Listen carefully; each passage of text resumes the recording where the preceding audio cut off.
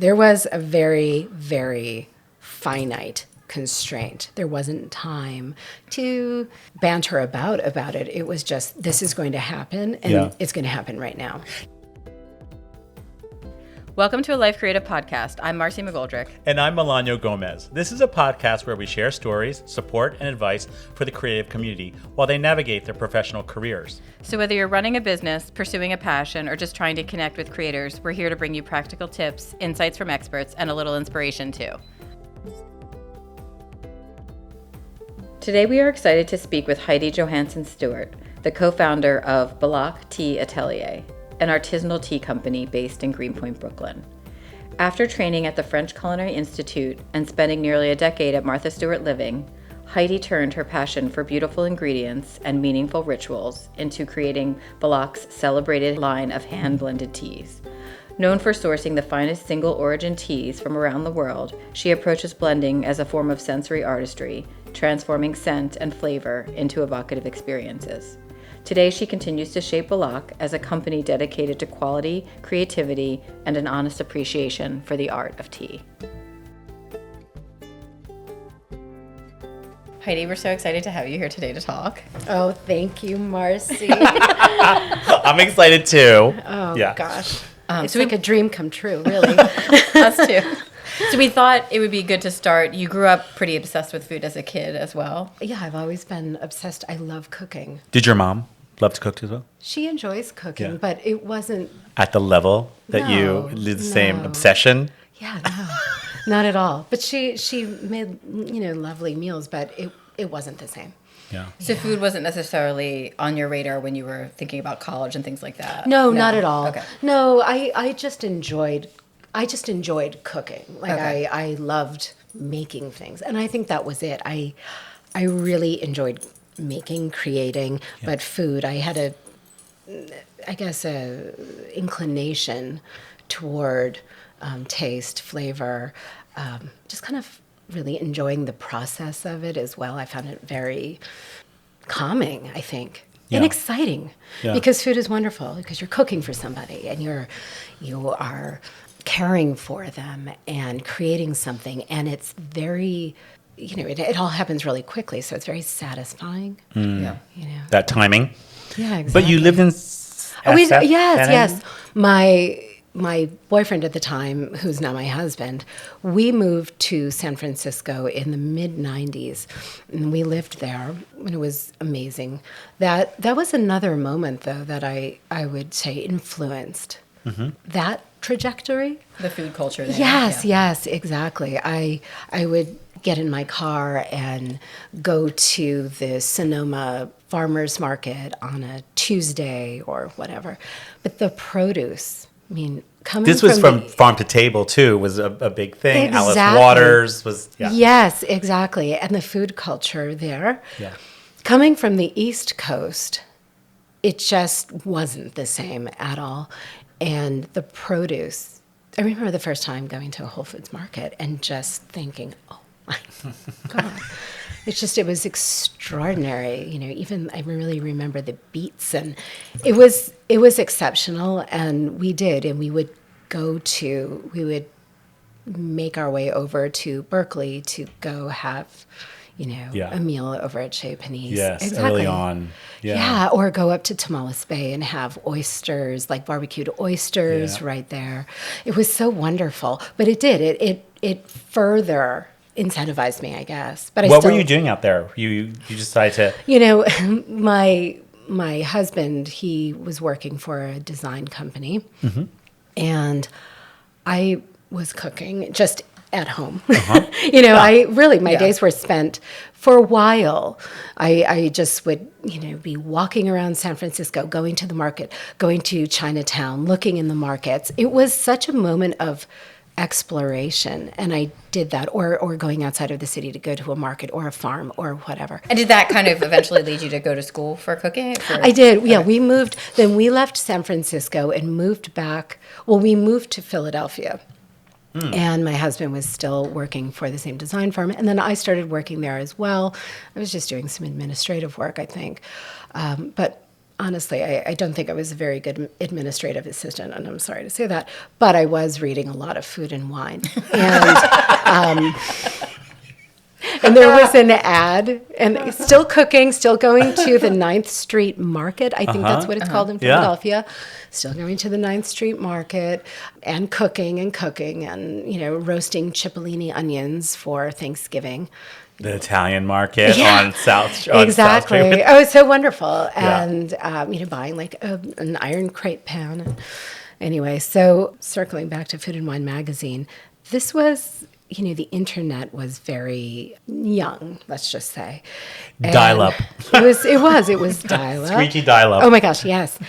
But in the back of magazines were a lot of advertisements, remember? And, the smaller page advertisement. Yeah, exactly. And there was an ad for FCI, French Culinary Institute, which was in New York. Okay. So I just kind of felt like, I should, maybe I should do that. And I think I was talking to a friend of mine who lived elsewhere, and she sent me a card, and it was something about just jump. It was basically like just believe in yourself and jump. And I signed up, and I went up for the interview, and I decided to go back to school. And did you have a sense of what you wanted to do with it, or were you just thinking, I'm just following what I'm passionate about? You know what? I was really just following what I was passionate about, and I didn't know what I wanted to do. I didn't think I wanted to work in restaurants. That didn't seem like something that I would have wanted to do.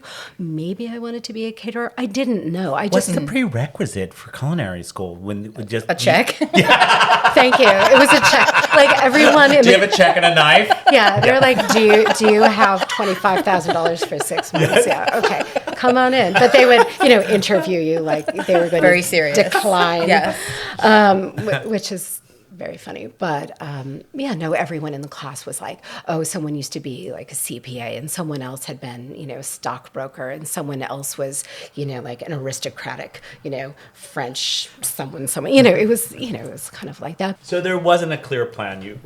There was not a clear plan. You just took the curriculum and said, I'll just do this. Yeah. I wanted to go toward something that I felt some passion for, I guess, because I wasn't experiencing it otherwise. I didn't know what I wanted to do.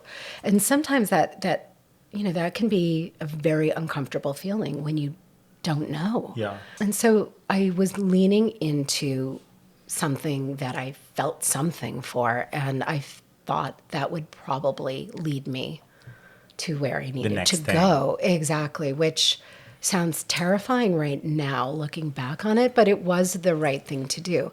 So I wound up, commuting back and forth from Philadelphia to New York every day. Every day? Driving, yes. I would have to leave at like 5 in the morning. I don't even know. But that said, I then moved to New York and, continued on. Did you have connections in New York that you... Just tenuous, nothing. Can I sort of hang out with you till it's stupid? Yeah, basically, exactly. And then how did you find jobs through the culinary school, or did you? Yeah, I think I found my first job through the school, and I did work at a restaurant. It was something in Tribeca. It's no longer there, but I think Drew Niporant, that he owned many restaurants like back in the day. Very nice person. He was sweet. So I worked for one of his restaurants, and then I went to Union Square Cafe, and so I started working there. Was there a specialty there that I worked in pastry there, and I enjoyed that.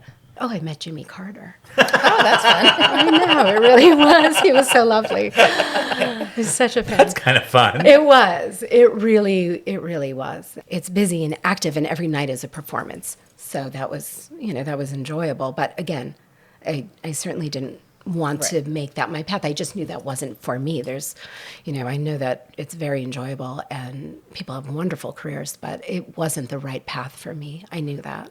And so did you just keep trying different things? What would be? Well, someone had suggested to introduce me to a food stylist, actually. And did you know what that was?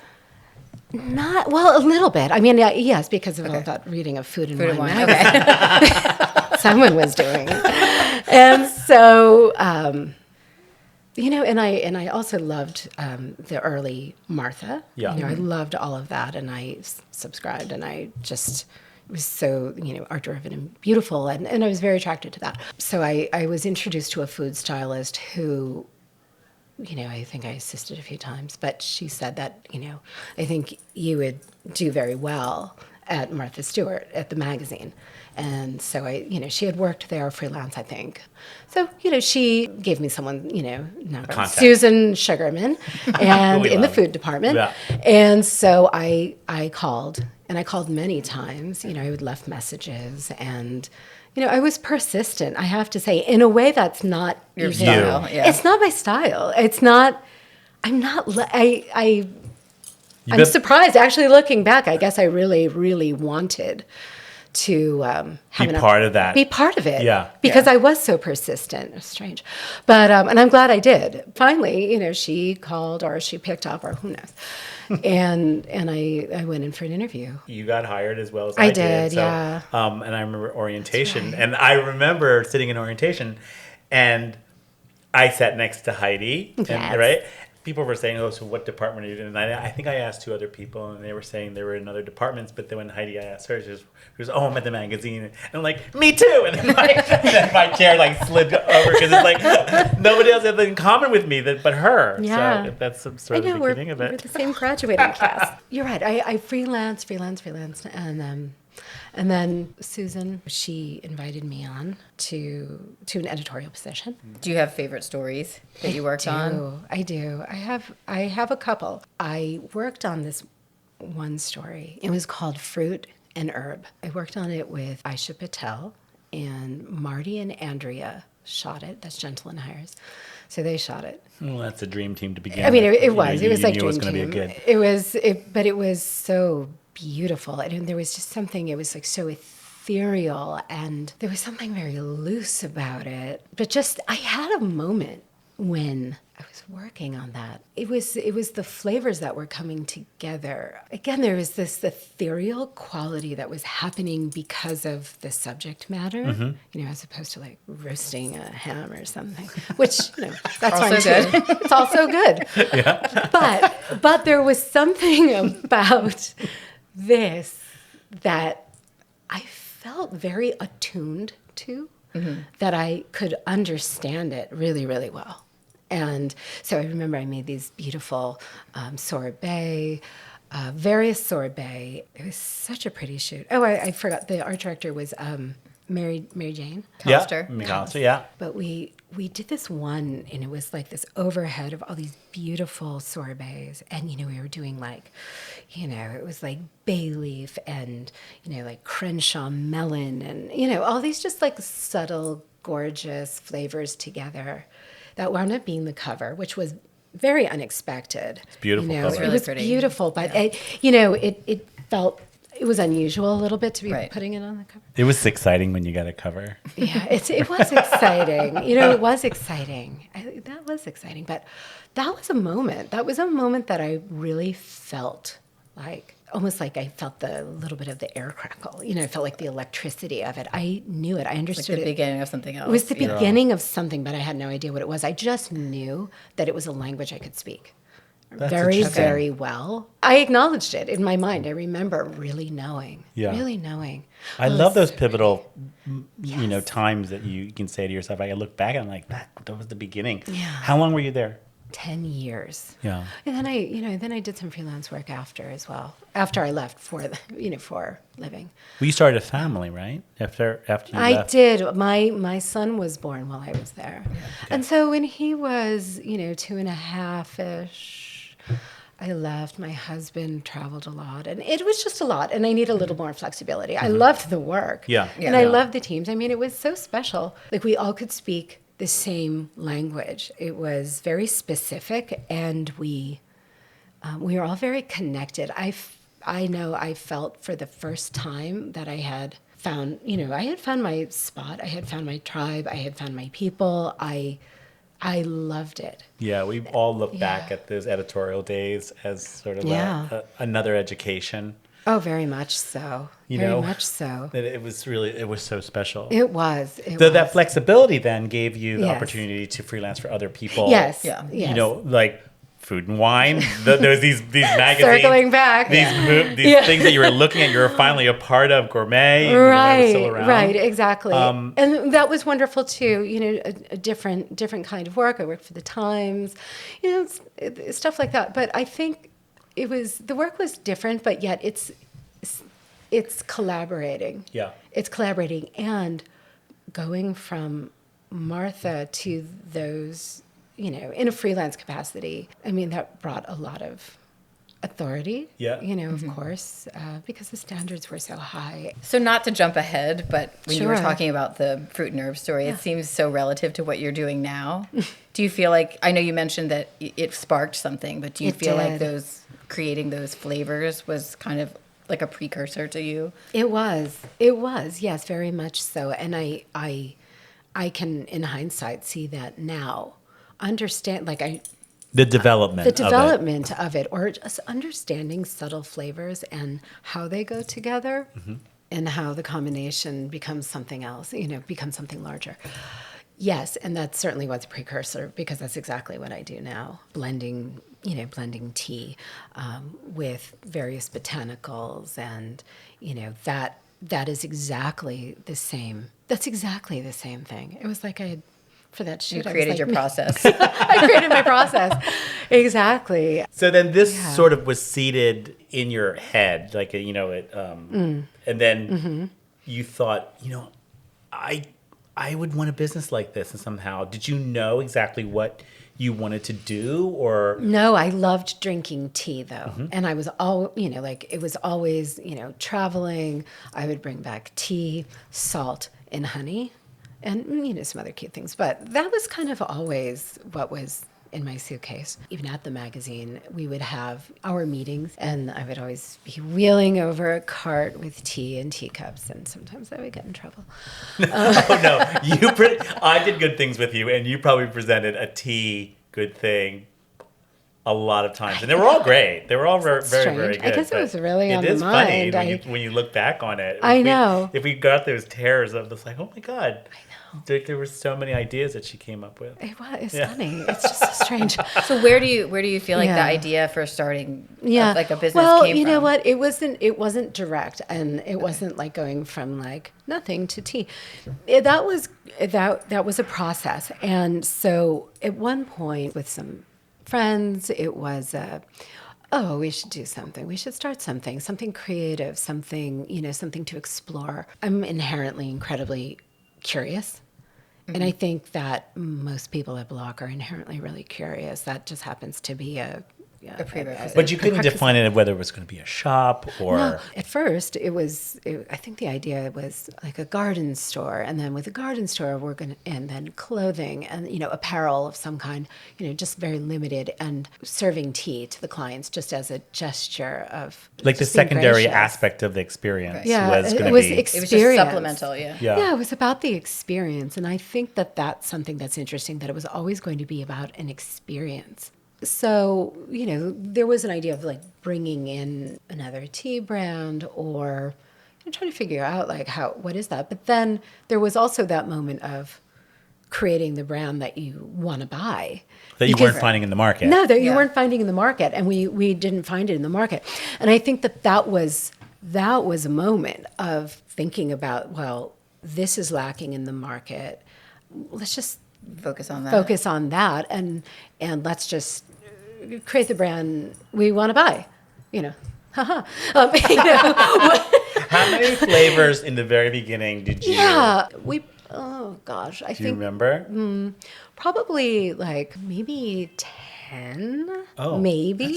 That's actually a large amount of It inventory. was for blends, but then there Yeah. were pure teas Okay. also. It happened quite quickly. My husband, who has a business that does interiors for various retail companies and residences, whatever. He was working on a project in London, and the team had just, you know, in conversation, I guess, asked about what I was working on. And he mentioned there's this tea company, tea brand, whatever. And they were opening this grand opening for their business. They didn't want an empty space on the corner. So they said, well, why don't you take it as a pop-up?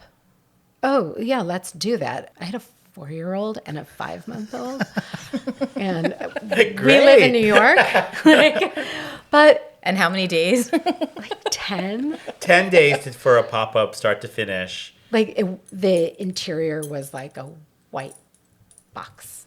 And you didn't necessarily have everything resolved even. You didn't have... Oh, gosh, no. Yeah. Did you have product? We had been working on blends and concepts, but that just was, okay, now everything's going into the highest of gears. Yeah. And we did it. We pulled it off. So, and it was a collective effort, obviously. It was just buckling down and making it happen. And again, this time constraint. There was a very, very finite constraint. There wasn't time to banter about it. It was just, this is going to happen, and it's going to happen right now. Did they give you a budget? No. Sort of, no. You No. just kind of... No. So were you doing it on a dime, obviously, just to get it? Yeah, exactly. But we did it. So the pop-up ended up being, it was a place to sell the tea, but also try the tea? Sell was the it tea. like Yeah, it was a place to sell the tea and try the tea. Were there tables? No. No, just No, it wasn't a cafe. Yeah. It was just selling tea, but it all came together.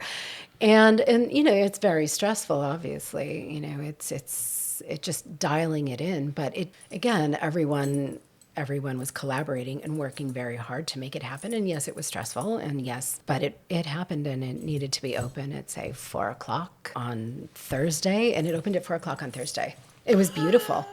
Did you surprise yourself? Yeah, totally. We surprised ourselves. I mean, it wasn't just me. So. And how long was it supposed to be? 3 months. But it turned into, then it was like, well, you can have it a few more months. And then it turned into a year. And then the leaseholder wanted the space back because they were, starting a shoe line or something. So that was that. So at the same time, you were still kind of developing the brand and kind of establishing in New York at the same time? Mm-hmm. Okay. Yeah. And so, and then I had come back months before that. We had employees. One of our team was there also, but I had returned to then start the wholesale side of the business. Found a space that we could do production work in, and in Greenpoint, and you guys were neighbors. That. Yes, and we were neighbors right around the block from me. Exactly. And Bellocq around the block. Oh my God. Bellocq around the block, exactly. So we and at the started time out. there was not much going on in No. Greenpoint, not especially where you were. Yeah, no, exactly. There was like a an empty lot across the corner. Yeah. There was a lot of parking. But it must have been good for rent. It was being reasonable and It was not so much now. But so that's how that started, and that was just an empty open space. There was like torn up linoleum on the floor, and we had to build out the entire space, and we did. And it was initially just going to be a showroom to receive clients and retail tastings. or wholesale. Wholesale, like a wholesale showroom. We just that's going to be a showroom where people can come and we can drink tea and taste the teas and talk about them. And was that happening after you? After we built it up, yes, it did. But we also were getting a lot of press. Okay. And so then we would have, a knock at the door, and it would be like 6 Japanese tourists. And there is just no possibility of me turning anyone away. Right. And so, of course, a tourist from Brazil, people who had come from very far away and come all the way to Greenpoint. And at the time, it was like that, coming all the way to Greenpoint. And where do you think you were getting all the publicity from? Was this just word of mouth, or was it the interwebs, or I think back back then again, because it was that was in it was when pre-social media. It was or Instagram was like a one-horse town. It was a very small community. But I think maybe this is a good time to talk about. I think what made your brand so unique and like singular was the fact that your packaging is just extraordinary. It's so beautiful. Thank you. And it creates such a sense of you. the ritual and experience that you're talking about. So I think it photographed really well for magazines and different things. So I think that really helped. It did. Do you want to, I feel like the way you described it to us before, I think is interesting in terms of how you think about the packaging when someone receives your tea? Sure. Well, I think something that's was essential. We liked, this was a collective conversation when you see something and you feel that feeling and it's like a whoosh and you feel it inside of you. It almost, you feel it, it just kind of hits you. And I would say that that's resonance. It resonates with you. Something speaks to you and makes you feel something. Yeah.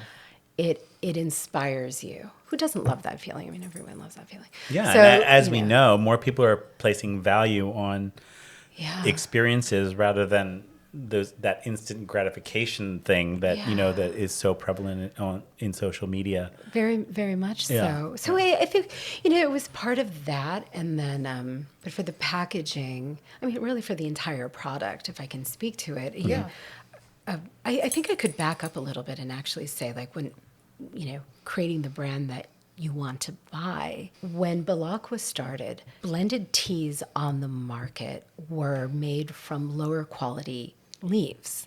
They're the fannings. It's not a good quality leaf. Or, you could have fannings from a good tea as well, really. I mean, honestly, you could. But it was just a lower quality leaf, not great quality botanicals. And then the flavoring would be something that was, say, used for like candy manufacturing, in the manufacturing world. Oh, as the synthetic additive flavor. to Yeah, it. synthetic. Okay. Yeah. Exactly. And that's not what we wanted to do. We wanted to actually use a high-grade full leaf, not a broken leaf, a full leaf, a high-grade leaf, and for the blends and for the teas as they can be organic. So the blends are organic and the quality of the leaf is high and no synthetic anything, and it's very, very considered. We wanted all of the blends are just these distillations of fantasies of whether it's literature or maybe it's art or just kind of a feeling you're wanting to evoke. They're based on historical places as well, gardens, Charleston, for instance. But I think that, again, they had to be really balanced. Like, the balance had to be there. The flavors had to really work with one another. It had to be very well considered. And so I think I always want to say that it's a very holistic experience. The teas need to be of wonderful quality. They need to be beautiful because when you're in our shop, you can see the leaves and so you can see the difference among all the leaves. It's all like Camellia sinensis except for the Camellia balsamica, but they're so different. It's an enormous world there. But beyond that, now circling back to, we talked about the packaging, so it's a holistic experience. The teas are of a wonderful quality. They're hand blended, and they still are to this day. The packaging is beautiful. When you see it on the shelf, if you're in a store or wherever, you want to have that kind of moment, like you're like, oh, that it brings you some kind of a feeling, it resonates with you. There's a resonance. It has a sense of place too. It And it feels like, does. when I say place, I almost mean it has a historical, Yeah. it feels like it's been around. It does. And looking to history, that I like that idea because, and while, definitely we're modern with the approach and the names and a bit more, not trying to be so formal about it. I feel like it's nice to be grounded in history a bit. I feel like you are grounded in it. It's an interesting, I think it connects us. It connects us from where we are now to times before. I don't know. I love history. I wish I studied antiquity. Yeah. So, and that's always been there. So, And there's so many elements to So the many packaging. elements, It's the yeah. typeface and Yes. I ordered some tea, and what you. I loved about it is that I wasn't even ordering it as a gift for someone, which Yeah. I would love that experience for if I did send it Sure. to somebody. You write the personal note, and it's like the packaging from the outside of that box, and it just keeps going, and sort of that sensory thing happening.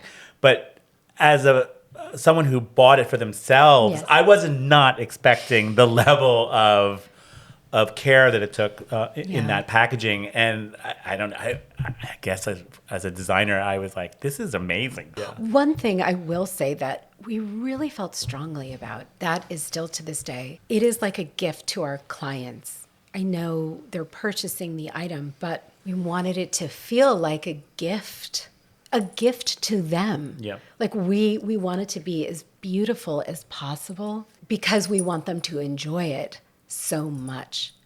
I think that wanting them to be happy, and sometimes it is a gift to yourself, and sometimes you're sending it to somebody else, but that it has to be the entire experience, and that and I love I thought of something. It's almost like a therapy session. It's so satisfying, but when you're talking about the layers and the layers and the layers, it came to mind. My favorite book in elementary school was Circus in the Mist by Bruno Minari. And you're going through it, and it's like very tactile, like it's vellum, and it's like you're moving through to find the color as you're moving toward the circus. Well, I'm just bringing it up because it was like layer after layer. It's this experience after experience, like very aesthetic, but it's like interactive in that way. And I was obsessed with it, and I checked it out like every week. I think I hoarded it legally. Do you have a copy now? Yes, I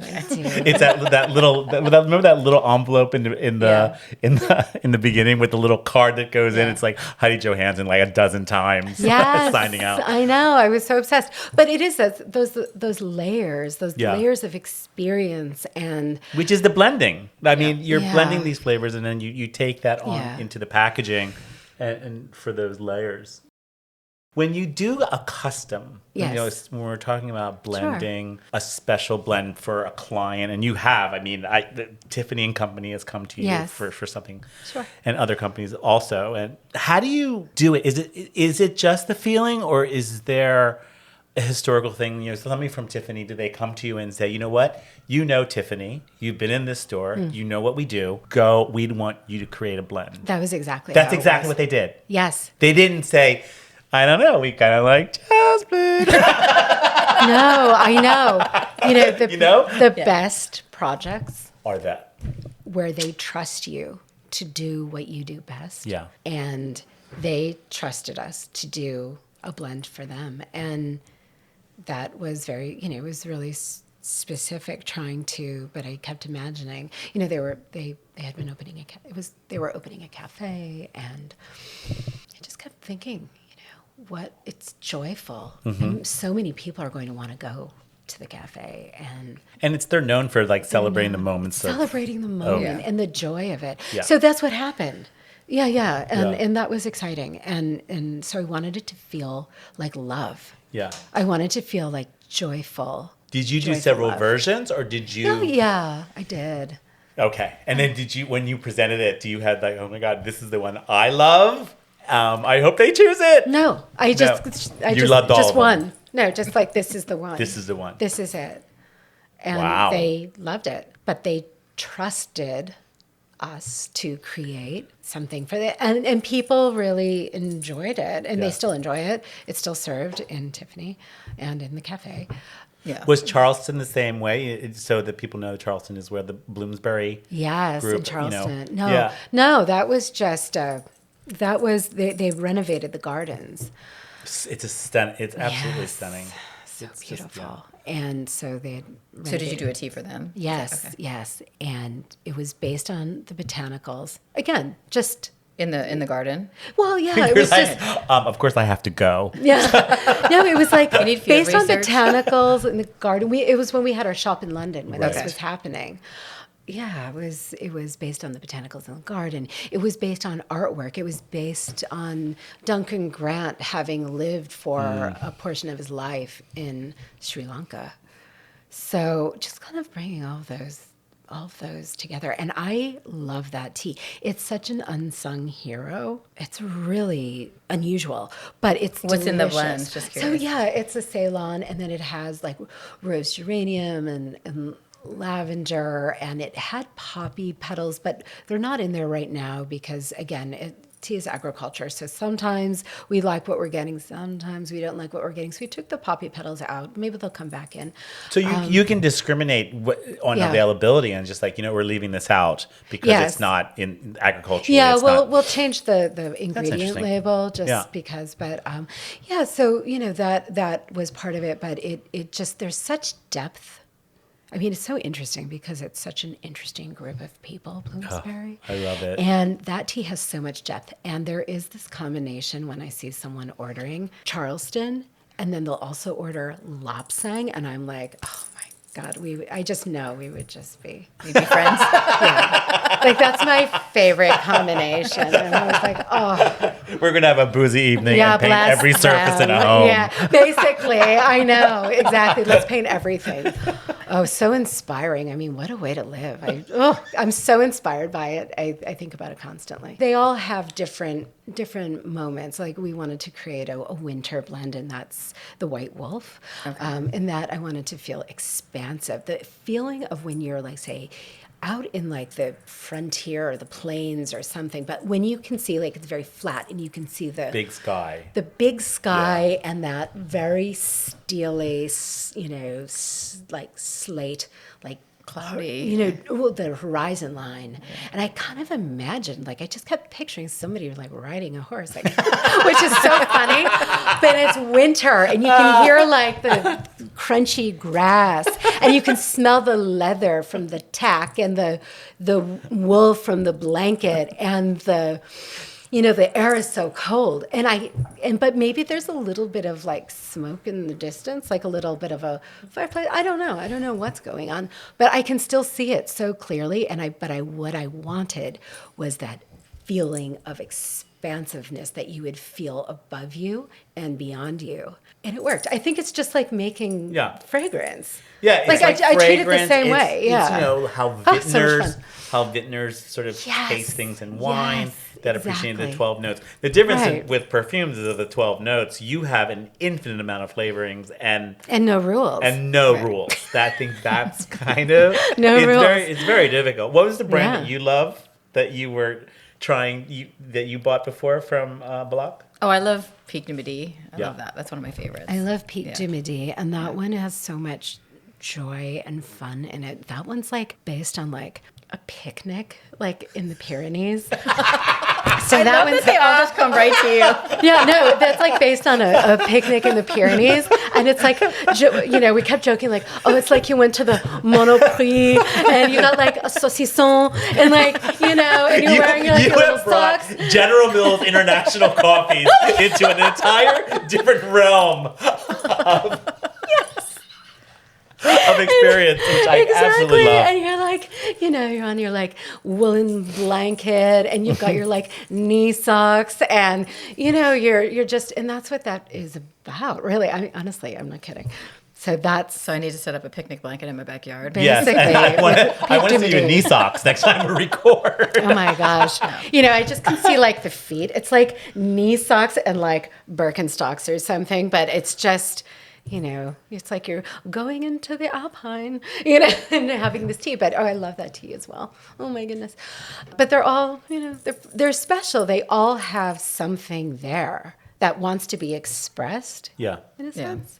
So we do that. And I love that. And it's hard to know where anything is going. Sometimes it just wants to go and off we go with it. So one of my favorite things when I used to live in Greenpoint is I would pop in and you always had, when you said you built out the space, you didn't really get into it, but you built out this amazing tea salon that is, and people can go there now and it's a retail space, but you can taste the tea, you can sit, you can, and do you want to speak to a little bit about how that came to be? Because it is really a beautiful space. Thank you. That's so sweet. Yeah, no, we built out the space. Did you base it on something? No. No, you just kind of we based it on London. Yeah. Yeah, we based it on London, what we had already done. And we wanted to bring that to, we wanted to explore that more. We weren't finished. So there was more to explore there. So And the space was larger. So we created the showroom, and people were knocking on the door, and we were letting them in. And so then we were like, oh, we'll be open 1 day a week for retail. I mean, long story short, we're open 7 now. However, Greenpoint wasn't what it is now. You know, we were there to do production work. Mm-hmm. And so when people made it to our shop. So it's like a destination. It was a destination. Yeah. You know, it's the G train. It's not easy. Yeah, thank you. It was the G train. Exactly. It was the G train. And so, but one thing, and also then there was so much construction, and maybe, everything was torn up, but so people made it. But it is very beautiful. It is very aesthetic. And when people walked in the door, and when that 40-pound door, which we still have, slammed shut, that they're in a different world.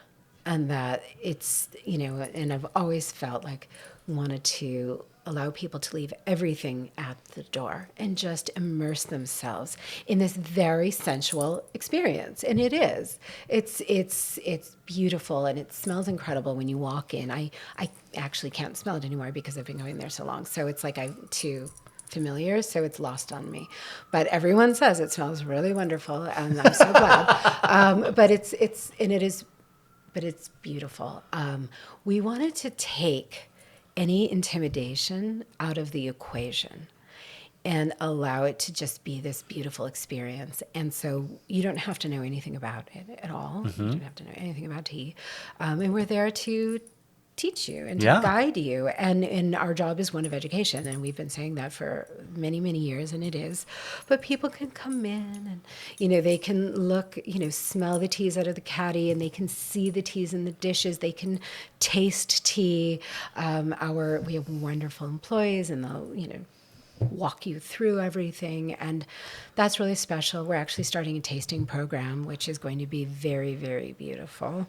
We've just thrown all these gorgeous, ceramics and, like gaiwans, and so very, very elemental and beautiful. But again, it's a sensual experience while you're there. And what I love about that for people is that they can be in the moment, and there is something about engaging the senses that allows you to be really very much in the moment, and that you're very inhabiting yourself, and it's calming, but it's also very emotional because scent is tied to memory. It's tied to that limbic side of our brain. Then we have our online, of course, and we're connecting with our clients there, and it's getting to them, and of course in the shop, and it's wonderful when we can see someone in person. But which makes the description, especially of a food item, a perishable item, someone's buying it online, your descriptions are very good on your website. You describe the flavors, what's in it, I think that's really important for someone who can't taste it, who lives in, in an area where there isn't a shop. Exactly. But I will tell you again, I just never, it's like I never want to waste someone's time. Mm-hmm. Like if they land on our website, even if they're not going to be able to buy that day, or they're not planning to buy, I mean, it doesn't, I always joke, like, terrible business person. Like it does. I always say, it doesn't matter. It doesn't matter. I'm investing in but I'm investing in the relationship, I think. But I want them to not feel like it was a waste of time. Like I want them to feel like it was beautiful. They saw something beautiful. They read something, that was amusing or interesting or helpful. Mm-hmm. I'm always hoping that whenever their eyes are landing on something, or they're reading something or consuming something, that they feel like it was worth their time, that this was a worthy investment in any capacity. Yeah. And I feel really strongly about that. Well, I think we've touched on the kind of creative side. Not that everything in business isn't creative on some level, but the making of the products. But then there is the fact that it is a business, and you have to juggle all the things and solve all the problems. And there's rent. I think you gave an interesting comparison as to like flying an airplane. Oh my gosh, yes. And I think in the beginning of a business, it's it's exciting because you're doing something new, and that's thrilling, of course. But it also feels like pushing a boulder up a hill very, very slowly, and it's very, very difficult and very heavy, and it is, and it was And I won't even sugarcoat it. I mean, it's a lot of work, right? You described it as building a plane while flying it. Well, that's now. And now it's like constantly building the plane Or fixing the while plane flying. while it's breaking as you're flying it. Exactly. And you're constantly troubleshooting and putting, you're putting out fires, you're trying to grow it, you're managing this, you're managing that. It is, you wear so many different hats. And on one hand, that's wonderful because you are growing. It's forcing you to grow, but and it's not boring. Well, it's by really any means, not right? boring. Yeah, Exactly. yeah. It's not boring. It's a little nerve-wracking at times. It can be, certainly. I mean, because you feel like some decisions have a lot of weight to them. They do. To make the right one. Yeah, you want to But make it's the adding right to the decision. skill set, right? You do. You're forced to learn. And it's your think baby. so. It's like, your baby, yeah, right? Right? You're have just to do like, your this is best. worth it. Anything that's worth anything is hard Yeah. work, right? That you Yeah. can look back on it and be like, wow, I built this. Like, I really, Yeah. it's an incredible story. Yeah, when people say that phrase of like, if you love what you're doing, you don't go to work for a day in your life or something, I'm always like, that is not true. That's not I can love it, but it's still work. It's still work, and it's undeniable because sometimes sometimes it's going really well and it's exciting, or you're just feeling very good, or Yeah. things in your life are going really well, or who knows, there's so many factors that are involved, but it's not always like that. I don't know how it ever could be, really, and especially it's a small business. Yeah. Well, you're very personal in Yeah. your running of your business. Yeah, I yeah. saw you at a trade show. Sure. And I was surprised that you were there because you're the representative, you're the owner, and you talk about the tea with people who are walking by your booth. Yeah. And sometimes the owners aren't there. Sometimes it's a sales rep or it's something or other, but you really take that on. Sure. And you both Yeah. your employees that were at the trade show were very knowledgeable Yes, and very they kind. are. So No, they're great. Yeah. And I will say, I don't love doing a trade show. Meaning, like, it's so much work. It's so much work. It's so, oh my gosh, it's like, Yes. wheeling everything in through an elevator. Yay. yeah, setting up a store, Setting up a basically, store, yeah. But that doesn't mean that you don't want to do it. It's just part of it.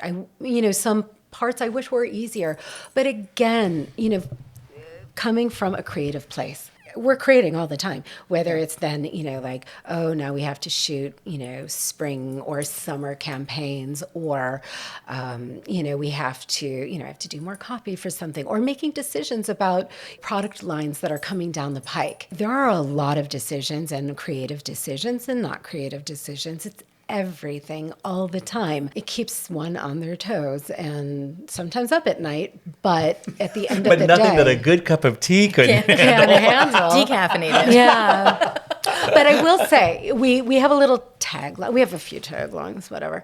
But we've always referred to, tea as a journey of water since like day one. Tea is a journey of water. And I think that that's true.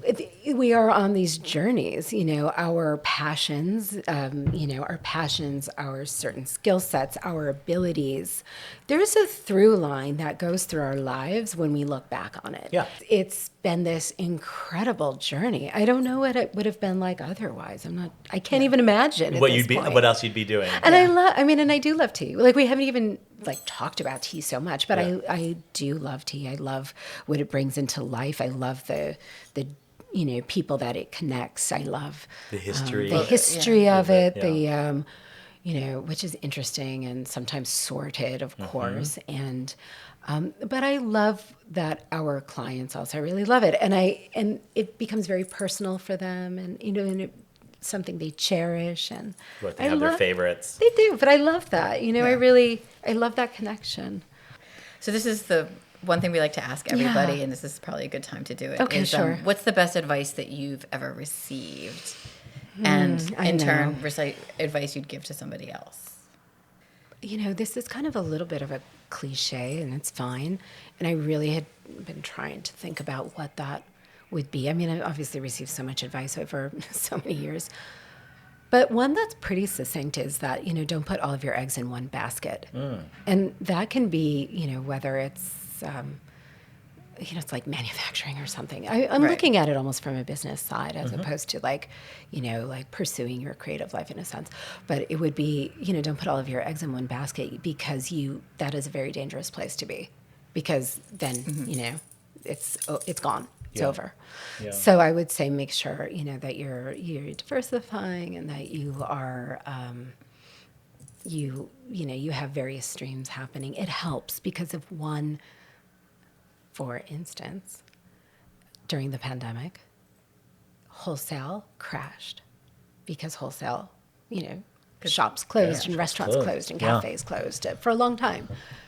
And then the online, and we had to close our shop, but then online went up. You know what I mean? So which it's means like that you have to... We could sustain. Yeah. But you really had to rework online. We pivoted. Yeah.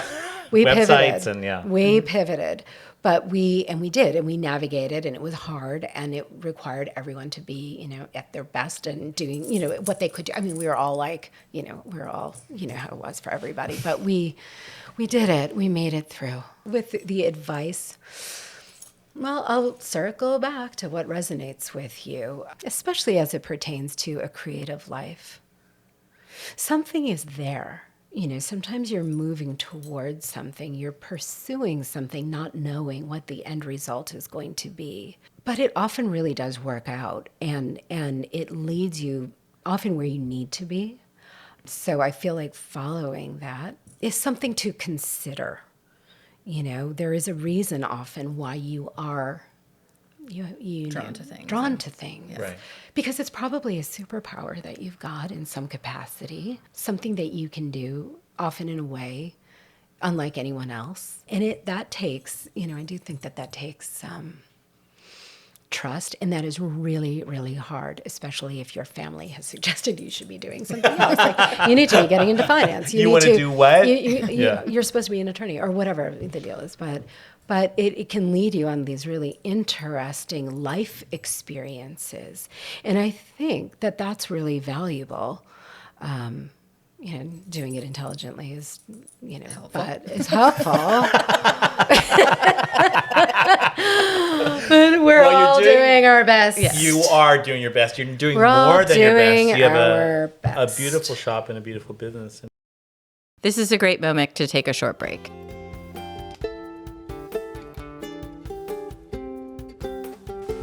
So this is the part of a show where we sort of share what's inspiring us lately. And I'm going to start with Marcy. What are you inspiring you? Well, after working on my house for a bit and then taking a break from working on my house, I'm kind of returning to some projects. And so I've been looking for inspiration for how to do something, and deciding what I want to take on myself and what I want someone else to do. And there's this one guy on Instagram, and it's called The Craftsman Blog, and he's a preservation contractor. Oh, I love that already. Yeah, he has tutorials. He has a shop. And I think I talked to you about this, Mel. He has this one, because the one thing I did in my house, because I bought a house right before COVID, a 1920s house that was as is and needed a ton of work. So during COVID, when there wasn't much going on, I was like plastering and painting, and I ended up stripping a ton of most of the doors and all the woodwork and that sort of stuff. And I tried everything, and I don't love anything. I don't think any paint stripper is like... No. Even a citrus one. Well, I've tried a heat gun. I've tried citrus strip. I've even tried the really expensive one that you have to put the paper on and peel away. Off. Yeah. I mean, that works pretty well, but it's... I dropped that in my hair once and took it out. Oh my... Took your hair out? Yeah, because a piece of it fell in, and I went to the bathroom and I'm like, oh my God. Oh my God. Anyway, so he has this thing called an infrared paint stripper. Yeah. So I'm you said it. You sent me the video, and I immediately said, "Is this real? Is this?"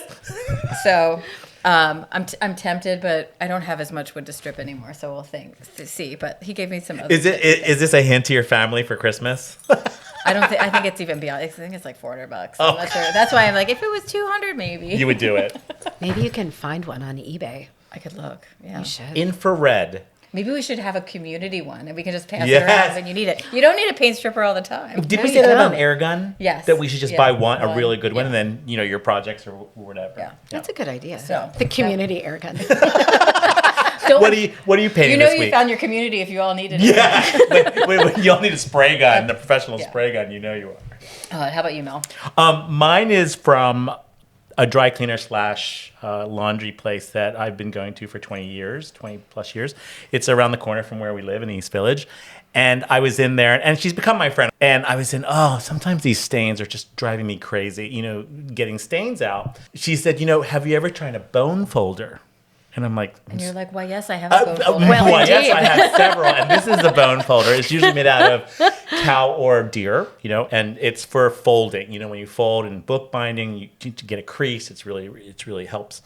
But she said, try a bone folder because, when I was describing a stain, I'm like, I put this stuff in and I take my fingernail and when she goes, use the bone folder instead because you're going to get a cleaner, Your finger grease won't go on. Yes, and then it actually does work. She says, please be careful with things that could end up with a shine because you could burnish certain fabrics. But in general, cottons and things like that. And you, what is... Well, you know what? I brought one of my favorite books. It's called Undesigning the Bath by Leonard Cohen. And this has actually been something that always inspires me. Actually, Leonard sent me the book. I right now we're out of stock, but we've carried a couple of his other books. So he's a friend? Well, I mean, I don't think he would consider me his friend, but yes, we know each other, email, of course, and like back and forth, conversations, that kind of thing. However, but he sent me, it wasn't being published anymore, but I love it. And it's all about different these bathing experiences. But what resonated for me is that it's like getting into yourself, like in the sense of like really inhabiting like your body and those experiences that, that really the sensual, and I mean like the senses, not sexy. But like, maybe sexy. It's sexy bath time. With Heidi. with Heidi. Different show. Next week. Different podcast. But from all over the world.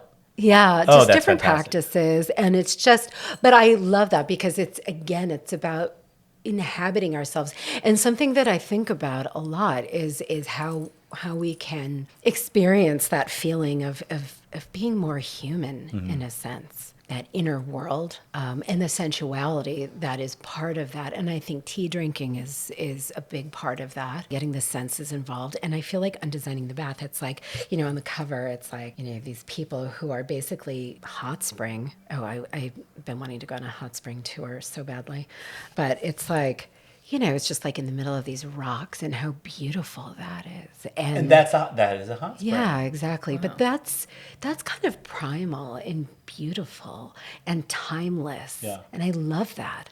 And just about us kind of coming into ourselves, even for a little bit, because I think that allows us then to go back out into the world and to, do all the things that we have to do. There's something about that just is so calming and gorgeous and aesthetic. And anyway, I just find it endlessly inspiring, and he's really inspiring. I really adore him. So, but anyway, that was my inspiration. That's very good. Yeah, that one's great. Thank you. This has been so much fun. It has been Thank you so much fun. I don't want to leave.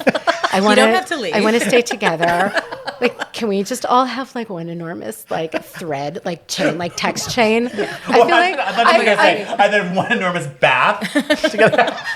Oh my gosh! Well, like kind of next door, we can all go. That's true. To the Russian Turkish bath. No, it's like I feel like I'm almost like holding onto a raft with you guys, and like I don't want to let go. Like I miss you all a lot. I know, we miss you too. It really We was were one of the excited. best I was so times excited of my to see you at entire that trade life, show. and I just feel like I kind of feel like it's like an exhale of like, oh my gosh, like thank God you're still here. Like I really do feel that way. I really do love you all very much. I do. Thank I you. do. We love Like you in too. my heart, like deeply. To balance all these little components and to be responsible for a lot of people, growers and employees and customers, retail and wholesale, that's a real balance. And I think that she does it very, very well. And it's just nice to hear like how passionate she is about all of those pieces, from the growers to her employees to the customer who gets the box. It was just I love passion, and I think she has so much passion. It's just interesting to see that throughout her whole business. What was her line? Tea is the journey. A journey of water. A journey of water. I like that a lot. For our listeners, if you want to learn more about Heidi and Bellocq, please check out the show notes as well as our website, www.alifecreativepod.com. And as always, thank you for tuning in to A Life Creative. If you've enjoyed this episode, don't forget to like, subscribe, and leave us a review. And please share it with a fellow creative. Enjoy a special 15% discount from Heidi. Just use Creative15 at checkout at belloqtea.com. We'll see you in the next episode. Our producer is Chris Kangas. Our theme music was composed by Pierce McIntyre. And a special thanks to all the amazing people at East 10th House Studio.